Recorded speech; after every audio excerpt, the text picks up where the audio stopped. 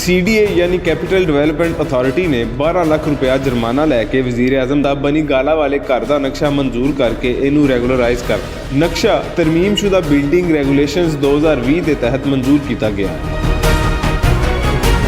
ਵਜ਼ੀਰ ਆਜ਼ਮ ਦੇ ਘਰ ਦੀ ਰੈਗੂਲਰਾਈਜੇਸ਼ਨ ਬਾਰੇ ਆਪੋਜੀਸ਼ਨ ਨੇ ਖੂਬ ਤਨਕੀਦ ਕੀਤੀ ਤੇ ਇਸ ਰੈਗੂਲਰਾਈਜੇਸ਼ਨ ਨੂੰ ਦੋਹਰਾ ਮਿਆਰ ਕਰਾਰ ਦਿੱਤਾ। ਮੁਸਲਿਮ ਲੀਗ ਨੂਨ ਦੇ ਜਨਰਲ ਸੈਕਟਰੀ ਅਹਿਸਨ ਇਕਬਾਲ ਹੋਰਾਂ ਦਾ ਆਖਣਾ ਹੈ ਕਿ ਇਮਰਾਨ ਨਿਆਜ਼ੀ ਨੇ NRO ਕਰਦਿਆਂ ਆਪਣਾ ਘਰ ਬਚਾਇਆ, ਸਿਆਸਤ ਬਚਾਈ ਤੇ ਸਾਦਿਕੋ ਅਮੀਨ ਦਾ ਸਰਟੀਫਿਕੇਟ ਲੈ ਲਿਆ। ਉਹਨਾਂ ਦਾ ਆਖਣਾ ਸੀ ਕਿ NRO ਨਾ ਦੇਣ ਦਾ ਆਖਣ ਵਾਲਿਆਂ ਦੀ ਬਗਲ ਵਿੱਚ NRO ਮੌਜੂਦ ਹੈ। ਸਭ ਤੋਂ ਪਹਿਲਾਂ ਇਮਰਾਨ ਨਿਆਜ਼ੀ ਆਪਣੇ ਗੈਰ ਕਾਨੂੰਨੀ ਘਰ ਦਾ ਹਿਸਾਬ ਦੇਵੇ ਜਿਹੜਾ ਮਾਮੂਲੀ ਜੁਰਮਾਨਾ ਦੇ ਕੇ ਰੈਗੂਲਰ ਕਰਵਾ ਲਿਆ।